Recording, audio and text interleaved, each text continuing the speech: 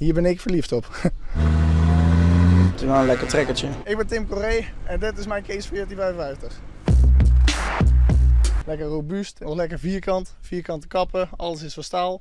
En je kan er wat zelf aan gaan hobbyen. Trappetje is ietsje opzij gegaan, cabine ietsje omhoog gegaan. De banden, dat was een heel karwei. Lampjes in de spiegels, een poppetje erop, nog wat andere lampjes van boven. Luchttorens erop. Hij heeft ook wat extra pk's voor de trekker-trek. Pk's zijn altijd welkom. En hebben we nog een hele grote uitlaat erop zitten. Ja, die is ook niet origineel. Ja, die maakt lekker veel lawaai en daar geniet ik ook erg van.